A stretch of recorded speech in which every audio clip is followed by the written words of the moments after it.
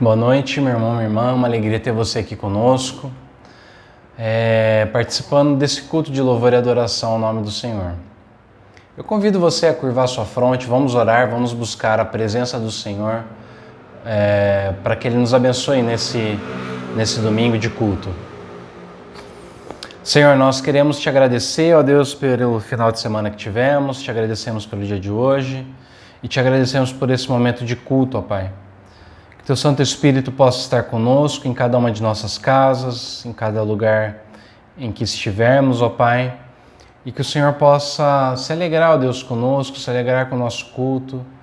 Para isso pedimos, ó Deus, que o Senhor perdoe os nossos pecados, que o Senhor nos purifique, que o Senhor possa renovar, meu Pai, as nossas vidas e que em nome de Jesus, ó Pai, Teu nome seja glorificado, que Ele possa ser exaltado, meu Pai, nessa noite. E que o Senhor nos abençoe, meu Pai, com a Tua presença, com a Tua unção, com a transformação das nossas vidas. É o que nós te pedimos em nome de Jesus. Amém. Eu gostaria de ler, meus irmãos, Filipenses capítulo 2, a partir do verso 5, que diz o seguinte: seja a atitude de vocês a mesma de Cristo Jesus, que embora sendo Deus, não considerou que o ser igual a Deus era algo que devia pegar-se, mas esvaziou-se a si mesmo, vindo a ser servo, tornando-se semelhante aos homens, e sendo encontrado em forma humana, humilhou-se a si mesmo, e foi obediente até a morte e morte de cruz. Por isso Deus o exaltou à mais alta posição, e lhe deu um nome que está acima de todo nome, para que ao nome de Jesus se dobre todo o joelho nos céus, na terra e debaixo da terra, e toda língua confesse que Jesus Cristo é o Senhor, para a glória de Deus Pai.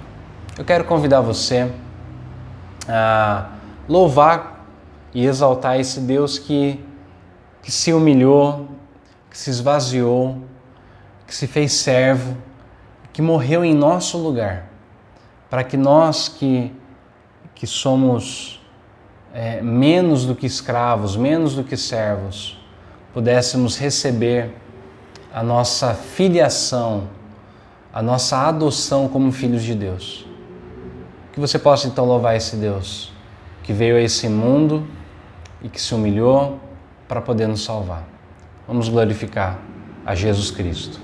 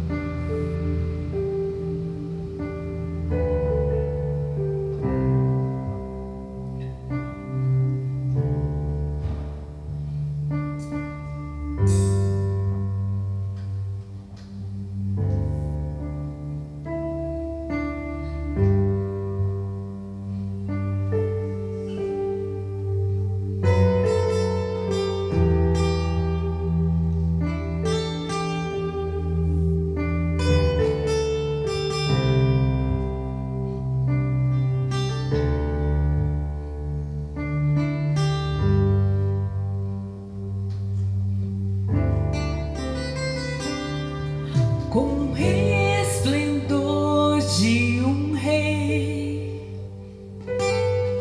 em majestade e luz, faz a terra se alegrar, faz a terra se alegrar.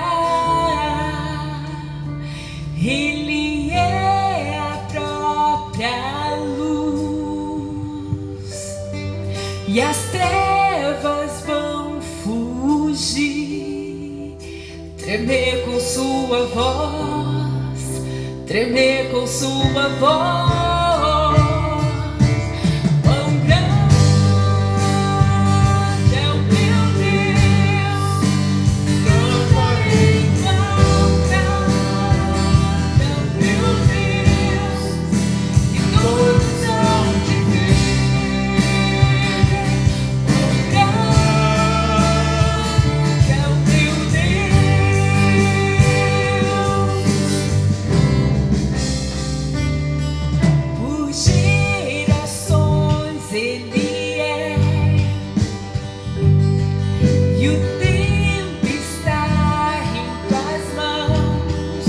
Começo, meio e fim, começo, meio e fim.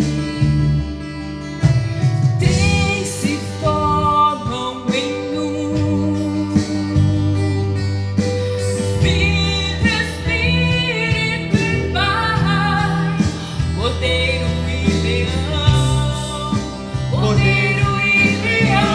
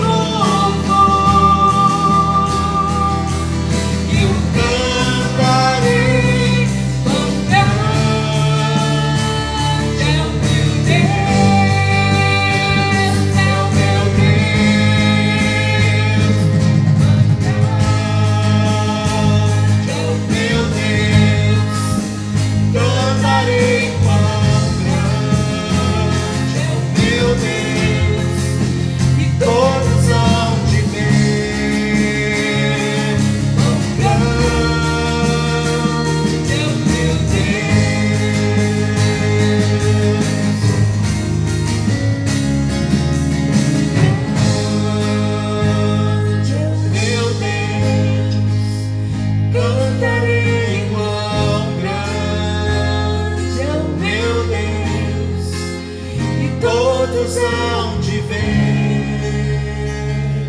quão grande é o meu Deus.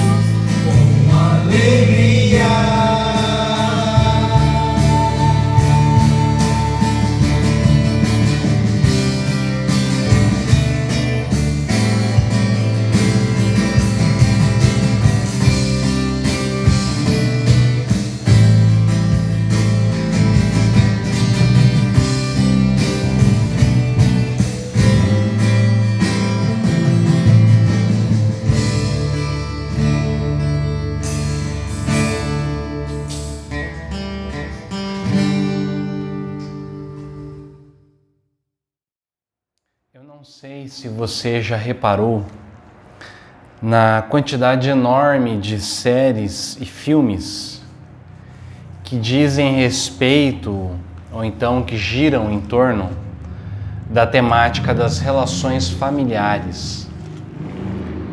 Na verdade, desde a Grécia Antiga, as melhores histórias são aquelas que gravitam ao redor de dramas familiares. E por que isso? Porque na família, no lar, é onde nós experimentamos as maiores alegrias e as maiores tristezas. As emoções mais viscerais, mais interiores que nós podemos ter, elas são vividas geralmente dentro desse núcleo familiar. E hoje nós vamos falar a respeito de relações familiares. Eu vou ter um foco maior na figura do homem e da mulher, do marido e da esposa, com alguns desdobramentos para os filhos, mas nós vamos pensar então a respeito dessa dinâmica familiar. Vamos falar a respeito do Evangelho e as relações familiares. E para isso eu convido você então a ler comigo Efésios capítulo 5, a partir do verso 21, até o capítulo 6, verso 4. Efésios 5, a partir do versículo 21. Diz assim a palavra do Senhor. Sujeitem-se uns aos outros por temor a Cristo. Mulheres, sujeite-se cada uma a seu marido, como ao Senhor, pois o marido é o cabeça da mulher, como também Cristo é o cabeça da igreja, que é o seu corpo, do qual ele é o Salvador. Assim como a igreja está sujeita a Cristo, também as mulheres estejam em tudo sujeitas a seus maridos. Maridos, ame cada um a sua mulher, assim como Cristo amou a igreja e entregou-se por ela, para santificá-la, tendo-a purificado pelo lavar da água mediante a palavra, e para apresentá-la a si mesma, como igreja gloriosa, sem mancha nem ruga ou coisa semelhante, mas santa e inculpável. Da mesma forma, os maridos devem amar cada um a sua mulher, como a seu próprio corpo.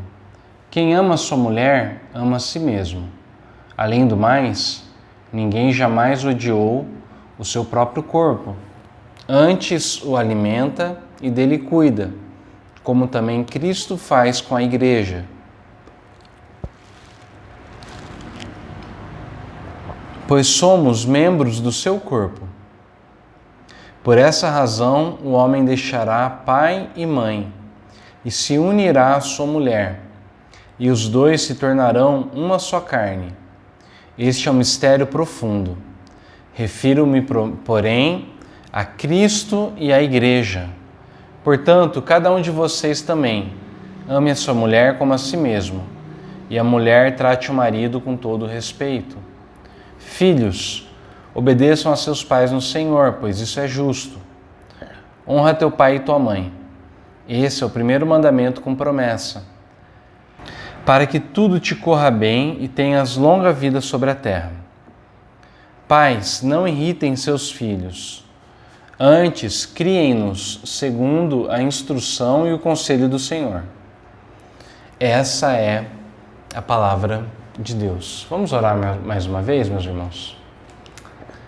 Pai, tua palavra foi lida, ó Deus, e eu peço que teu Santo Espírito possa abençoá-la, ó Deus, torná-la clara aos nossos corações. Que o Senhor fale com a gente, ó Pai, que o Senhor nos conduza nessa noite, para que possamos entender, ó Deus, teu propósito e vontade para as nossas vidas.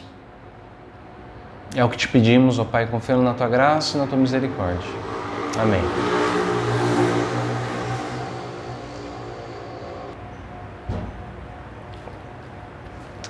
Bem, irmãos, para poder ilustrar a dinâmica do relacionamento familiar, eu quero que você tenha em mente, ao longo desse sermão, uma imagem, uma metáfora que nós vamos usar ao longo da mensagem. É a metáfora da dança. Uma dança, para acontecer, uma dança de casal, né? Você precisa de ter, em primeiro lugar, um acordo mútuo, onde um conduz e o outro se permite ser conduzido. Além disso, a dança ela é uma interação dinâmica. Ela é uma interação na qual um se move em direção ao outro e ao redor do outro. E em alguns momentos as pessoas se afastam, em outros elas se aproximam. Então, dessa forma, a dança ela oferece para nós uma ótima ilustração do que nós vamos falar nessa noite. Por isso, mantenha em mente essa imagem da dança. E nesse sentido, então, meu primeiro ponto dessa noite é a dança humana. A dança humana. Paulo tem em mente, nessa passagem de Efésios, o relato da criação. O relato que é descrito lá em Gênesis capítulo 1 e capítulo 2. Conforme até ele faz uma citação direta no versículo 31. E nesse sentido, meus irmãos, esse relato da criação, ele mostra para a gente, em termos de humanidade, que os seres humanos eles são criados com dois princípios que parecem até serem antagônicos ou de certa forma paradoxais, mas que eles precisam caminhar juntos para que nós possamos termos um ser humano completo. O primeiro princípio é o princípio da igualdade. A gente vê pela primeira vez esse princípio lá em Gênesis capítulo 1, verso 27, quando nos diz, o texto lá criou Deus, pois, o homem. E a palavra homem usada nessa parte é a palavra Adam, que a gente pode traduzir na verdade como ser humano. Criou Deus, pois, o ser humano, a sua imagem. A imagem de Deus o criou. Masculino e feminino, Ish e Isha, os criou. Ou seja, meus irmãos, nesse primeiro versículo de Gênesis capítulo 1, a gente percebe que tanto a masculinidade quanto a feminilidade são coisas que vêm do próprio Deus. Ou então, se você preferir, são reflexos daquilo que Deus daquilo que compõe a essência de Deus, o caráter de Deus. Porque Deus possui em si mesmo aquilo que nós identificamos como masculino e feminino. E se isso é estranho para você, pensar em que talvez o feminino também deriva de Deus, uma vez que o Deus da Bíblia ele se apresenta quase sempre como Deus Pai, Deus poderoso, Deus forte. Por exemplo, lá em Jeremias capítulo 31, verso 20, o profeta fala, falando em nome de Deus, fala que Deus sente uma misericórdia, uma compaixão pelo seu filho Israel, uma compaixão tão grande que ela move o coração de Deus, move as entranhas de Deus, move aquilo que há de mais interno em Deus. E essa palavra, que então a gente traduz como o coração ou as entranhas, esse centro de Deus que é habitado pela misericórdia dele, é uma palavra que no hebraico ela pode ser traduzida, por exemplo, como útero. É como se Deus estivesse dizendo que o útero dele se enche de misericórdia pelo seu filho. Ou seja, tanto o homem quanto a mulher são feitos à imagem de Deus. Ambos são iguais a Deus. Na verdade, é quando homem e mulher eles se unem, dentro ali da aliança do casamento, tornando-se uma só carne, uma só pessoa. Nesse momento, talvez, é o momento no qual o ser humano ele tem maior chance de refletir essa imagem que lhe é dada por Deus. Agora, além disso, o relato lá de Gênesis 1, no versículo seguinte, nos diz que ambos recebem o desígnio, a autoridade, o mandato de Deus para que eles dominassem sobre a terra. Essa palavra de Deus, dominem sobre tudo que existe, é dada para os dois, tanto para o homem quanto a mulher. E como disse uma comentarista bíblica, ela fala o seguinte: isso significa que homens e mulheres juntos, em plena participação, devem cumprir a ordem de Deus de desenvolver a civilização e a cultura.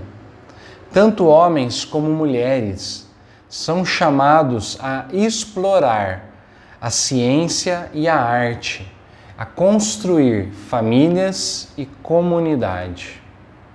Ou seja, tanto um quanto o outro são chamados a desenvolver isso que a gente chama de cultura humana, civilização, a ciência, a arte, enfim, os coletivos humanos, Tudo isso é dado ao homem e à mulher. Agora, no relato também de Gênesis 2, a gente também vê essa ideia de igualdade. Quando nos é dito que Deus retira uma costela de Adão para poder formar a mulher. O verso 21 lá de Gênesis 2, que diz que Deus tirou uma costela, a palavra usada, a palavra traduzida como costela, é uma palavra que no hebraico, ela significa uma parte, na verdade. Um lado, Deus retirou um lado de Adão. Essa mesma palavra, costela, ela é usada, por exemplo, para descrever a lateral do tabernáculo, quando Moisés está falando ali sobre as medidas do tabernáculo. Ele usa essa palavra costela para falar de todo o lado do tabernáculo. E aí em Gênesis, então, capítulo 2, a gente vê o seguinte: antes de Deus tirar essa costela, do verso 19 ao 20, nos mostra que Deus, de uma maneira muito didática, ele faz com que Adão dê nome a todos os animais. E o texto nos fala que não se achou ninguém que correspondesse a Adão. Nenhum dos animais eram semelhantes a ele.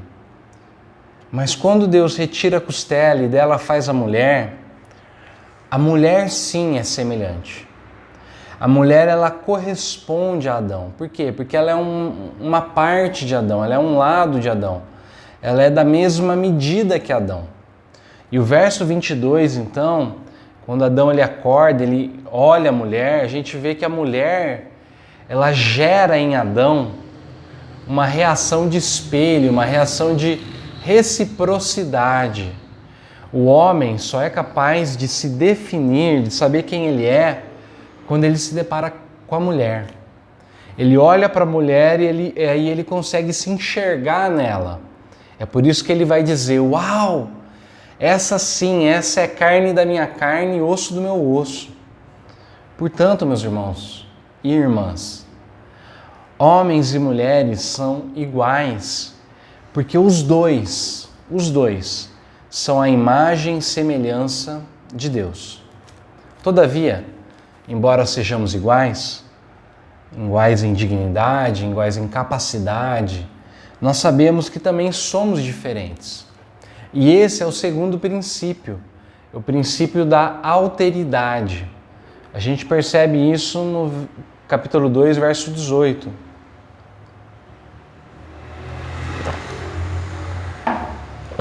Capítulo 2, 18 nos diz o seguinte: não é bom que o homem esteja sozinho. Farei alguém que o ajude e o complete. Essa é a nova versão transformadora. A versão tradicional vai dizer: eu lhe farei uma auxiliadora ou então uma ajudadora que lhe seja idônea ou que lhe seja semelhante. É interessante essa passagem porque os estudiosos da Bíblia vão nos dizer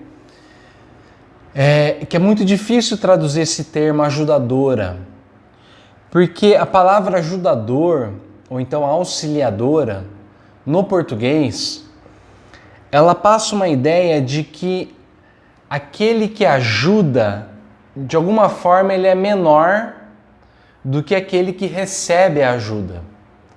O auxiliar tem a ideia de ser alguém que está num degrau abaixo, né? Alguém que está numa posição inferior àquele que é ajudado. A impressão que dá é que se aquele que recebe ajuda, ele fizer um pouquinho de esforço, sozinho ele dá conta de resolver tudo. Mas não é esse o sentido do texto. A palavra que é traduzida como ajudadora, quase sempre na Bíblia ela é usada para descrever o próprio Deus. Deus é descrito como aquele que ajuda, aquele que auxilia, ou seja, não é uma palavra de alguém que está numa posição menor. Pelo contrário, Deus que está acima de tudo, ele é descrito como ajudador. Em outras ocasiões, essa palavra ela descreve uma ajuda militar, aquele tipo de reforço sem o qual uma batalha está perdida. Então, os comentaristas, né, eles vão falar o seguinte: ajudar alguém nesse sentido significa preencher com suas forças aquilo que falta no outro. Ou seja, não é que aquele que ajuda é menor do que o outro, aquele que ajuda ele é complementar ao outro. Ele chega com aquilo que falta para o outro. Outro comentarista vai dizer o seguinte: a força daquele que recebe ajuda, ela é inadequada por si mesma, ela é insuficiente. Por isso que ele precisa do outro. Então, meus irmãos, isso significa que o homem e a mulher, eles são incompletos sem o outro. O homem só não é bom, por quê? Porque ele está faltando algo que ele não tem. Eles funcionam, homem e mulher, como se fossem opostos que se completam. Opostos que formam um todo integral quando trabalham e convivem junto.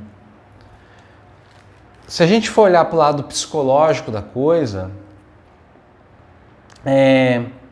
o princípio masculino e feminino, ele pode ser descrito mais ou menos assim. Eu tô pegando aqui coisas que eu li, né, de psicólogos. Eles falam o seguinte: o componente masculino da personalidade lida com o mundo exterior, aquilo que está fora. Tem a ver com a capacidade de realizar e ordenar, formular, discriminar e generalizar. É seletivo, determinado e assertivo.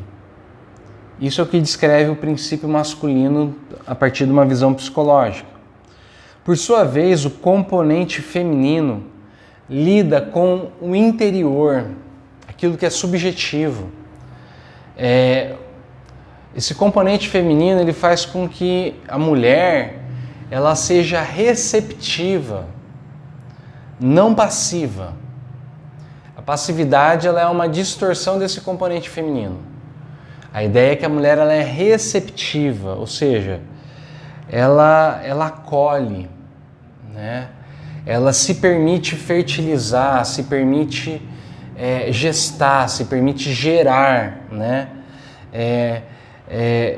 Esse componente feminino ele se caracteriza pela sensibilidade, pela nutrição, pela afetividade, pela criatividade, né? Ou seja, cada um possui uma contribuição única para dar para o outro, sem a qual as coisas não caminham bem. E é por isso que não é bom que o homem esteja só. Mas foi exatamente isso que aconteceu. E esse é o meu segundo ponto. A dança vira competição. A dança vira competição.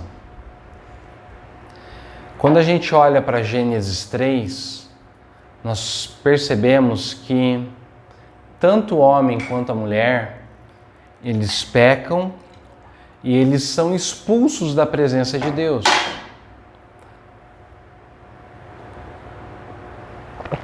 E nós percebemos o quanto que o relacionamento deles é afetado profundamente por essa cisão, essa separação.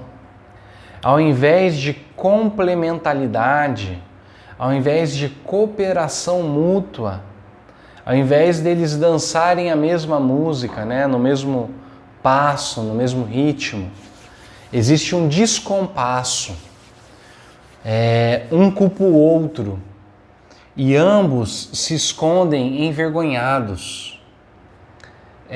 Tem uma comentarista bíblica que ela vai dizer o seguinte, abre aspas, a proibição de comer do fruto da árvore do conhecimento é um limite à minha voracidade que permite ao outro existir.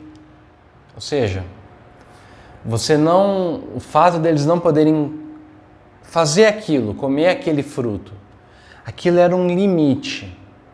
Aquilo colocava uma barreira. Para quê? Para dar espaço para o outro poder existir. Mas ela continua dizendo o seguinte, Adão e Eva comeram o limite, que lhes teria permitido respeitar a diferença. Ou seja, a partir do momento que eles rompem esse limite, eles começam a não respeitar mais a diferença um do outro. O comer, né, o fruto, comer o limite, tem a ver então com essa voracidade, esse comer com os olhos. Tem a ver com esse querer possuir o outro, né? Então ela continua, sentindo-se invadidos pelo olhar possessivo do outro, eles passaram a esconder com folhas a nudez. Não lhes era mais possível se exporem, estarem despojados, né, de qualquer artifício, de qualquer coisa ali que pudesse colocar uma barreira entre eles. Ou seja, a partir da queda, o homem e a mulher, eles passam a se olhar com desconfiança. E isso é o que vai definir as relações humanas. Ao invés de trabalharem juntos na construção do mundo, as diferenças que serviriam para complementar um ao outro, elas começam a se tornar motivo de disputa. São armas que são usadas para tentar dominar o outro. Dessa forma, meus irmãos, dois modelos de relacionamento, eles têm sido construídos no nosso mundo. O primeiro modelo é aquele modelo que eu vou chamar de um modelo conservador. É um modelo que se apoia no machismo, tá? Esse modelo funciona quando a mulher, ela se anula e deixa que o homem decida pelos dois.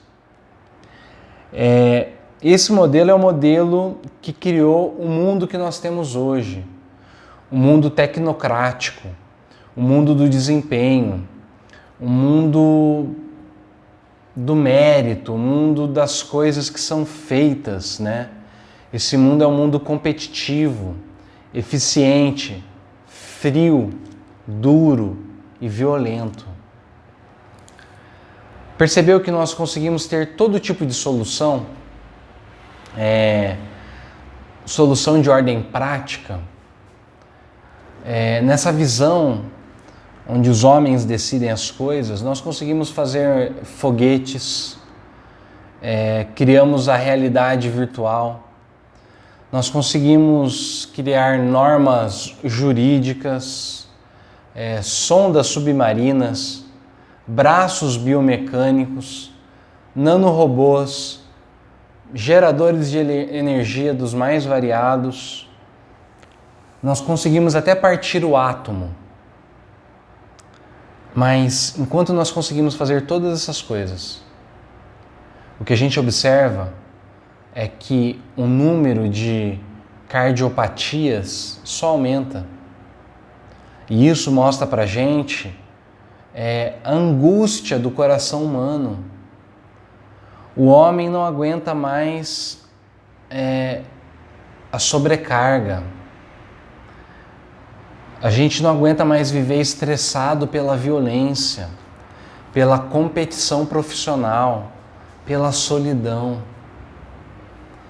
E aí a gente vive um paradoxo, porque se de um lado a gente consegue chegar até a Lua, se de um lado a gente consegue explorar Marte, né?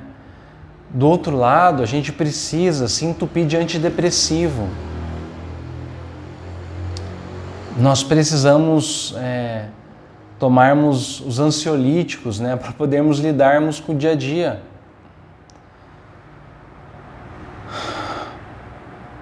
Ou seja, esse modelo conservador, ele construiu um mundo que funciona, um mundo onde as coisas são feitas, onde os impérios são construídos, um mundo onde os exércitos são bem treinados e as guerras são travadas, um mundo onde os políticos e os empresários, eles ditam as regras.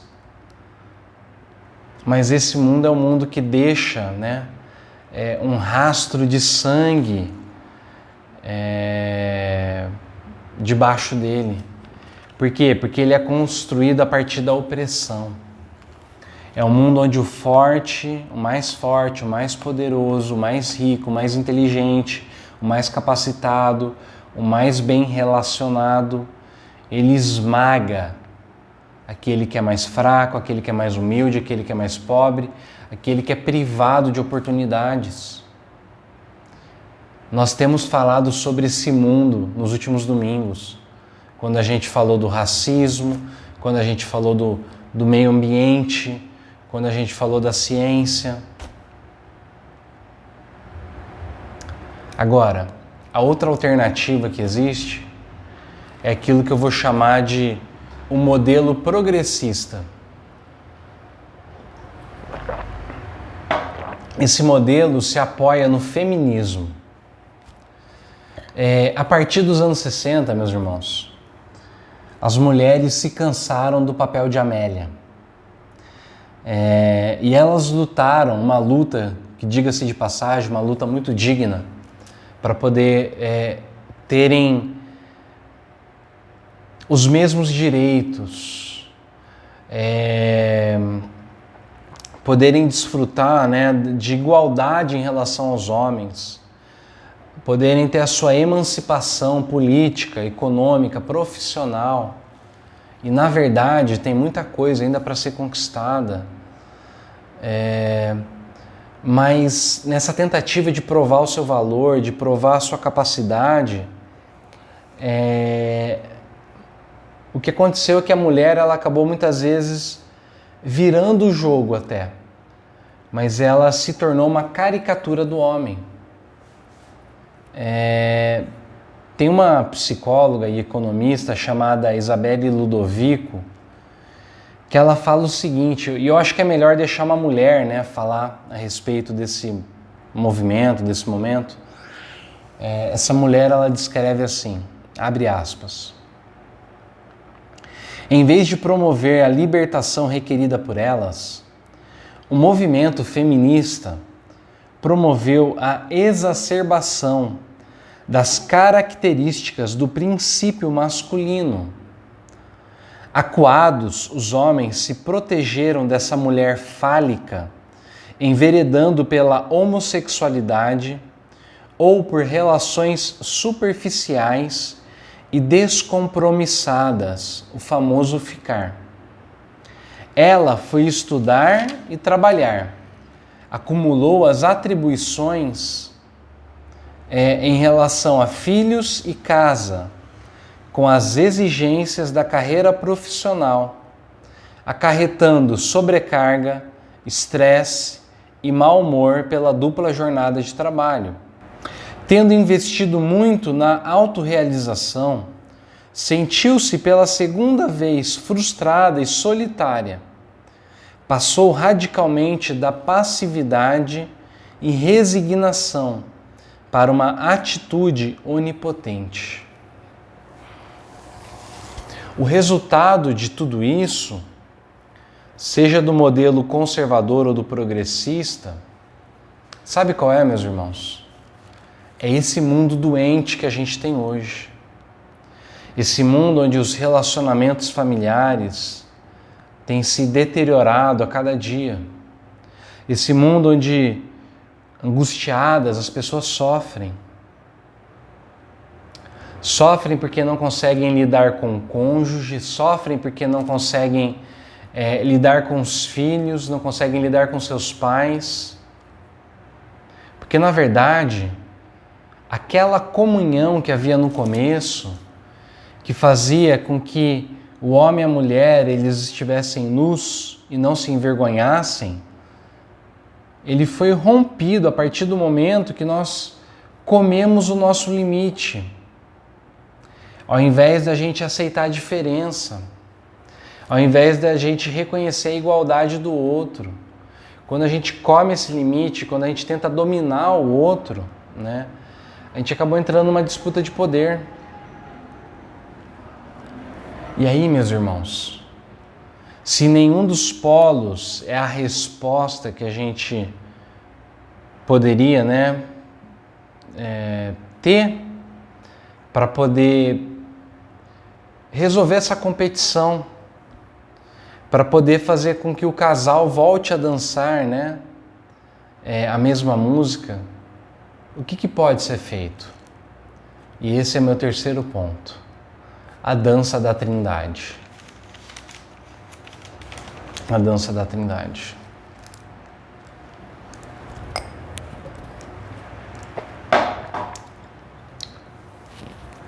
O que o apóstolo Paulo nos propõe em Efésios 5 é a restauração do projeto original de Gênesis 1 e 2, no qual, ao invés de competirem, o homem e a mulher, bem como os filhos e os pais, eles movem-se um em direção ao outro, valorizando, respeitando, ajudando, complementando o outro, tal como acontece numa dança. É por isso que Paulo começa essa passagem dizendo: sujeitem-se um ao outro, no versículo 21.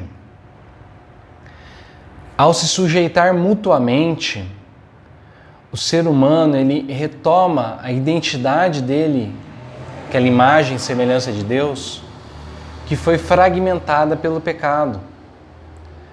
Ao se sujeitar mutuamente a partir daquilo que Deus fez em Jesus, a gente volta a ser a imagem e semelhança de Deus. Sabe por quê? Porque o Deus que nos criou é um Deus que é um Deus trino. O Pai, o Filho e o Espírito, eles existem desde sempre através de um relacionamento que é pautado pelo amor. Por isso que Deus é amor. Nesse relacionamento de amor, cada uma das pessoas da Trindade se move em direção a outra pessoa. Valoriza a outra pessoa, respeita a outra pessoa, se entrega pela outra pessoa mutuamente em amor. Tem um teólogo chamado Cornelius Plantinga que ele diz o seguinte, abre aspas: as pessoas dentro de Deus exaltam umas às outras, têm comunhão umas com as outras, submetem-se umas às outras, Cada pessoa divina abriga as outras no centro do seu ser, num constante movimento de abertura e aceitação. Cada pessoa envolve e cinge as demais. Essa dinâmica de abertura e aceitação, ela é tão vívida que alguns teólogos vão chamar isso de a dança da Trindade, ou o termo clássico, né, a pericorese. E é isso que Paulo sugere para aquelas famílias que ele está trabalhando pastoralmente. Paulo não está sugerindo aqui, quando ele fala que a mulher tem que se sujeitar ao marido, se submeter ao marido, ele não está sugerindo a manutenção daquele estilo de vida conservador que é marcado pelo machismo, pelo patriarcalismo, no qual a mulher tem que se sujeitar ou se submeter aos caprichos egoístas de um marido que não se importa com ela, que oprime e desvaloriza a mulher. O que Paulo propõe aqui é algo completamente novo.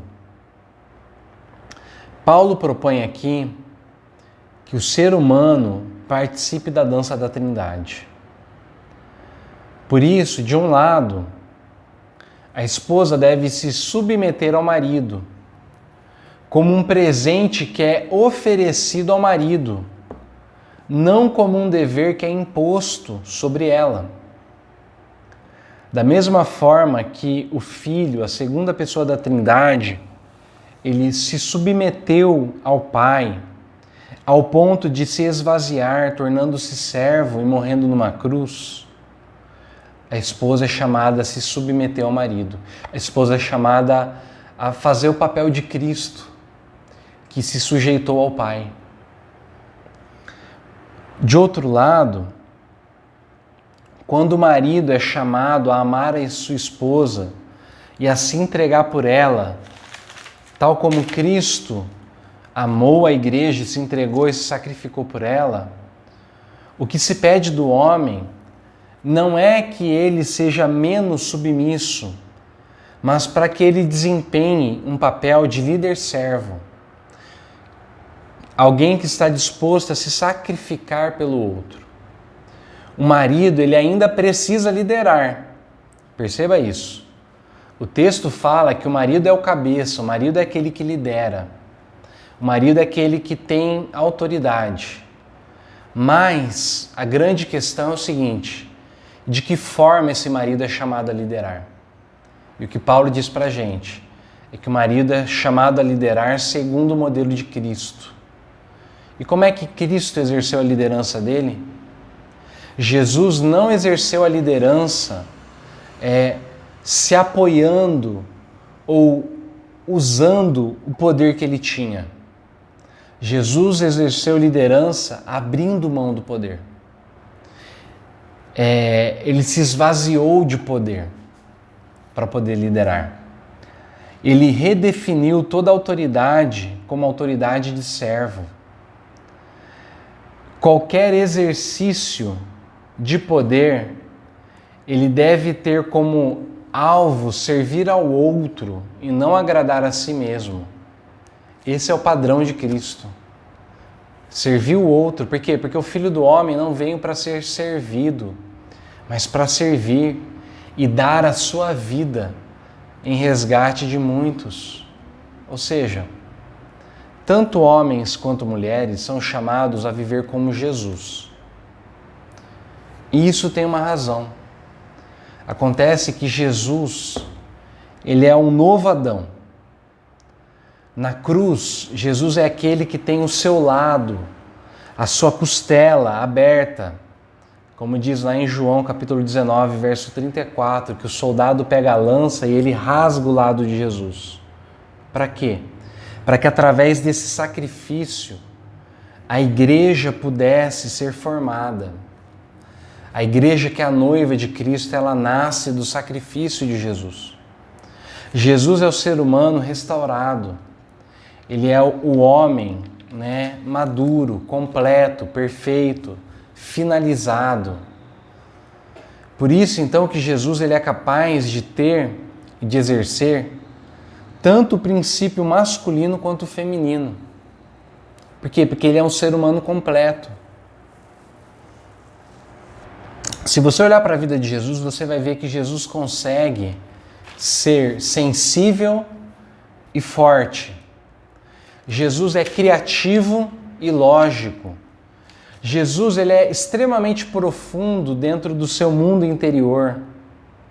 E ao mesmo tempo, ele é extremamente desafiador e ousado em relação ao mundo exterior. É por isso que Jesus consegue ser ao mesmo tempo, tal como a gente cantou nessa noite, o cordeiro e o leão. Fazendo uma alusão, né, ao livro de Apocalipse, que diz que João, ele vê o cordeiro assentado no trono, mas quando ele se volta para olhar, né, ao invés do cordeiro, ele enxerga o leão. Esse cordeiro é o leão ao mesmo tempo. Portanto, meus irmãos, partindo para o encerramento, o que isso significa na prática para a gente?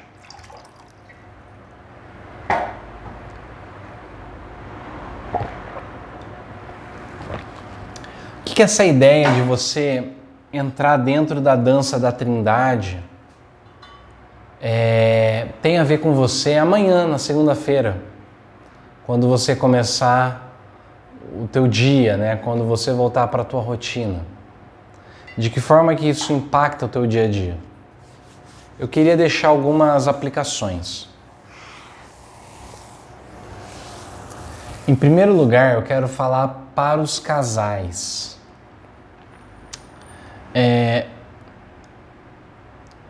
Vocês só vão conseguir viver isso, em primeiro lugar, se os dois, né, são de fato discípulos de Jesus. Se os dois foram restaurados por Cristo e tem o Espírito Santo habitando dentro de vocês. Porque senão fica muito difícil pela nossa força,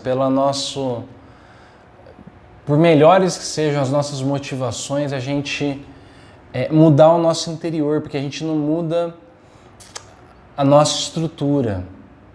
É necessário ser revestido do novo homem, da nova mulher, dessa nova humanidade, né?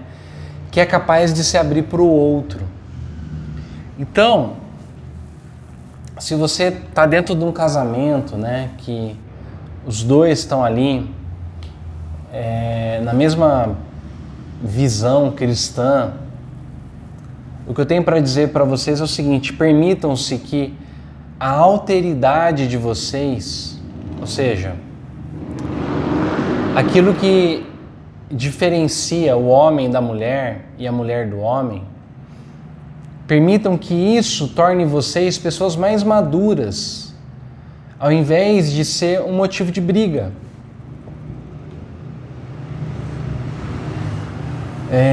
Por exemplo, você que é homem, a sua esposa ela tem um jeito de enxergar, de lidar com o mundo, que se você se permitir, o jeito dela pode se tornar o seu jeito e vice-versa. O marido também tem um jeito de enxergar o mundo que, se a esposa permitir, pode se tornar também o jeito da esposa. E quando a gente faz isso, então, a gente se completa, né? Por exemplo, vou dar um exemplo pessoal. Com a Paula, minha esposa, eu aprendi que eu preciso me abrir para as outras pessoas no sentido de escutar o que elas têm para dizer. Meu jeito masculino de ver o mundo, de resolver as coisas, ele quer falar, ele quer resolver as coisas, ele quer chegar com uma solução pronta. Mas com a minha esposa eu tenho aprendido que eu preciso me abrir para o outro, acolher o outro, escutar o que o outro tem a me dizer, antes de querer dar uma solução já prática. E a partir do momento então que eu começo a fazer isso, eu percebo que eu me torno um ser humano mais completo. Por quê? Porque eu tenho o jeito da minha esposa dentro de mim também. E isso completa a gente. né? A minha esposa, por outro lado, acho que eu posso falar por ela, que eu tenho percebido assim, que comigo ela aprendeu a colocar foco naquilo que importa. Então, por exemplo, às vezes o que mais importa pra gente é gastar tempo com os nossos filhos. E talvez isso signifique deixar a louça que está para lavar, que ela continue para lavar, deixar a roupa que está suja, que ela continue suja.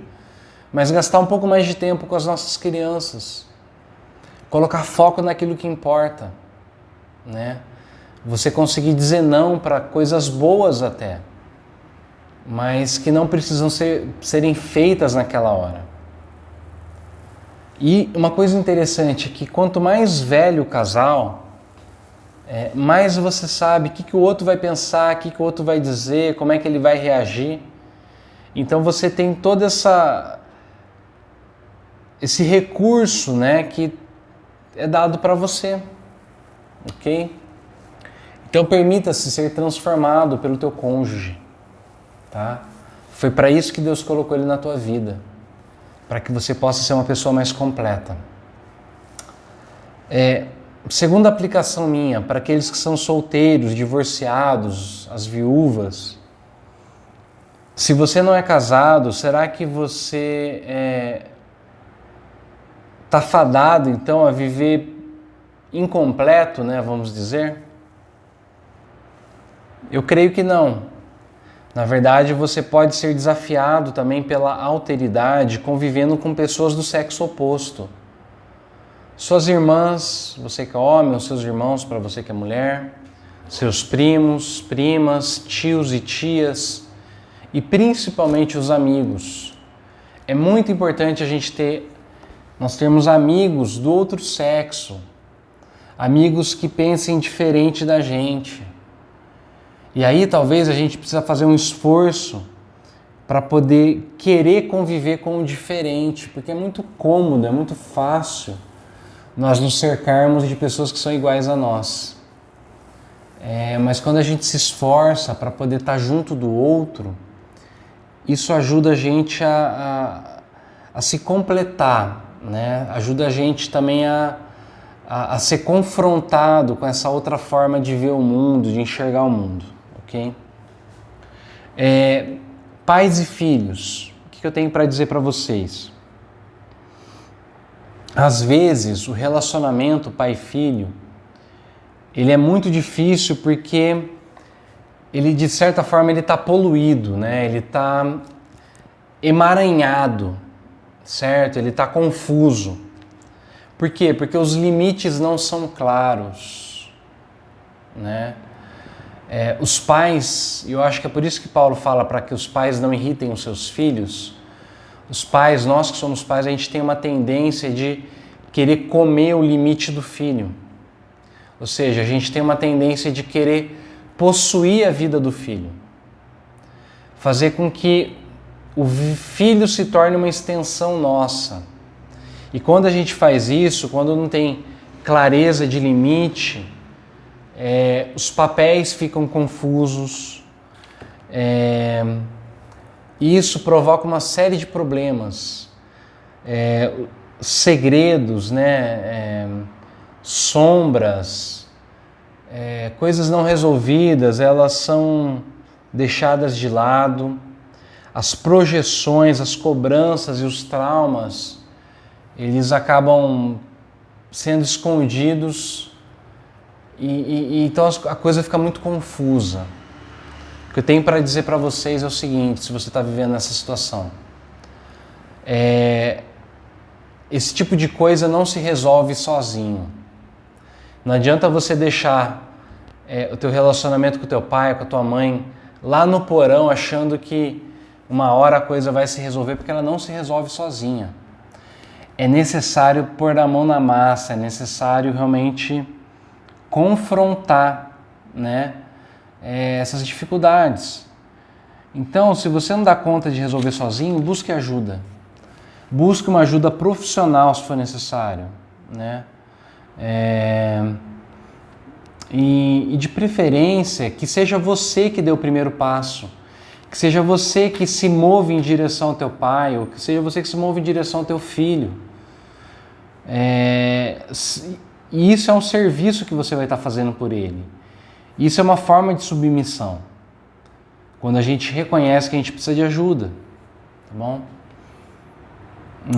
E uma última aplicação para aqueles casais que vivem uma situação na qual existe, de certa forma, algum tipo de abuso. Quando o homem ele é extremamente machista, quando o homem ele quer dominar a mulher, ele agride ela com palavras e às vezes até de uma maneira física. Se isso tem acontecido com você, minha irmã principalmente, o que eu tenho para te dizer é o seguinte: você não está sozinha. Não sofra calada. Não se permita ser abusada, não se permita ser diminuída por um homem que talvez está carregado de ira, carregado de coisas não trabalhadas também dentro dele, carregado enfim, de doenças emocionais e que quer descontar tudo isso em cima de você. Você não está sozinha. Se você precisar de ajuda, busque ajuda. Dentro da igreja eu tenho certeza que você vai encontrar a ajuda que você precisa para poder se libertar dessa situação de opressão. Vá à delegacia, faça uma denúncia, né? Não permita que o medo cale você e defina aquilo que você tem que viver. Porque você não está sozinha, minha irmã. Se isso tem acontecido com você, eu estou aqui para te ajudar, a igreja está aqui para te ajudar, você tem mais pessoas que estão do teu lado e que vão te ajudar a superar esse tipo de abuso. Mas você precisa falar, você precisa de alguma forma pedir ajuda. E nós estamos aqui para ajudá-la. Ok? Eu espero que Deus possa abençoar as nossas famílias. Eu espero que o Evangelho possa restaurar tudo aquilo que foi quebrado pelo pecado, para que nós possamos, ao invés de competirmos, vivemos relacionamentos onde a colaboração seja a regra. Que Deus te abençoe, meu irmão, minha irmã. Que Deus possa te ajudar a viver essa realidade do Evangelho dentro da tua família. Deus te abençoe. Amém. Graças a Deus pela palavra dele. Nós vamos orar e vamos nessa noite interceder pelas nossas famílias. Nós sabemos que vários irmãos e irmãs têm passado por dificuldades. Sabemos que muitas famílias têm sofrido por conta de doenças. Eu convido você então a interceder pelas famílias da nossa igreja, pelos casais, pelos filhos, para que eles possam ser abençoados e receberem a presença do Senhor nessa hora. Vamos orar, vamos interceder. Paizinho querido, nós queremos colocar as nossas famílias no teu altar. Que o Senhor possa abençoar, meu Pai, cada um dos irmãos e irmãs, ó Deus, que vem sofrendo, principalmente por conta de enfermidades, ó Deus. Eu quero me lembrar, ó Pai, do nosso irmão João Carlos, que está numa situação muito difícil, meu Pai. Que o Senhor possa operar um milagre na vida dele, ó Deus, que o Senhor possa estar presente, meu Pai, naquele hospital, e que o Senhor fortaleça a vida do teu filho, ó Pai. Abençoe ele, abençoe o Ed, meu Pai, abençoe a Dona Nadir, ó Deus, fortaleça essa família, meu Pai. Cuida, meu Pai, da Joana, meu Deus, e de todos aqueles, ó Deus, que fazem parte dessa família, meu Pai, tão querida. Que o Senhor possa fortalecê-los, ó Deus, que o Senhor possa abençoá-los. Cuida também, ó Pai, da Dona Maria Alice, esposa do seu Raul, que tem também sofrido, meu Pai, feito tratamento contra o câncer, ó Deus, que o Senhor possa fortalecê-la. A nossa irmã Cleide, ó Deus, que espera uma vaga, meu Pai, no hospital para poder ser operada, ó Deus, que o Senhor possa abrir essa porta, ó Pai, que ela precisa, que ela possa ser sustentada, meu Pai, pelo Senhor, e que o Senhor possa também estar cuidando da tua filha, meu Pai. Sabemos que o Senhor é o bom pastor que não nos desampara, meu Deus. Cuida das nossas famílias, meu Pai. Cuida daqueles filhos que estão afastados da igreja, aqueles filhos que se perderam, meu Pai, que se desviaram, mas que conhecem a tua palavra, Deus. Que ela possa frutificar mais uma vez no coração deles, que ela possa, meu Pai, voltar a germinar, meu Pai, dentro deles, e que haja arrependimento, meu Pai, que haja retorno, Deus, para a casa do Senhor, meu Pai. Cuida, meu Pai, dos casais, dos casamentos, meu Pai, que os conflitos possam ser resolvidos, meu Deus, e que o Senhor possa abençoar, meu Pai, as famílias da nossa igreja, os filhos, ó Deus, os pais, aqueles que têm tido dificuldade, meu Pai, que eles têm brigado, Deus, discutido, que a tua paz possa governar, meu Pai, as nossas casas, ó Deus, e que assim nós possamos sermos pessoas da paz, meu Pai, do Evangelho da paz. Enfim, meu Pai, abençoe as nossas famílias, meu Pai, aqueles que estão desempregados, aqueles que estão precisando de ajuda financeira, ó Deus, que o Senhor abra as portas, meu Pai, e que assim o Senhor sustente as nossas famílias, a nossa nação, a nossa igreja. É o que nós te pedimos em nome de Jesus, Senhor. Amém. Receba a bênção, meu irmão, minha irmã. Eu desejo que o Deus Trino, Pai, Filho e Espírito Santo, que esse Deus que é comunhão, que Ele possa estar muito perto de você, que você se permita ser levado por Ele, conduzido por Ele nessa dança de amor que Ele desenvolve conosco, que você se permita ser levado por Deus para onde Ele quiser te levar, que você não deixe que o medo te impeça de progredir, que o medo te paralise, mas que você seja conduzido por Deus. E que ao ser conduzido, que você possa sentir a alegria de Deus, o prazer de Deus, que você possa se submeter a Deus e assim que tua vida possa ser completa. Eu desejo que o amor do Pai, a comunhão do Filho e o consolo do Espírito permaneçam conosco e com todo o povo de Deus em toda a terra, hoje e por todo sempre. Amém. Deus te abençoe, meu irmão, minha irmã. Tenha uma ótima semana na paz do Senhor. Amém.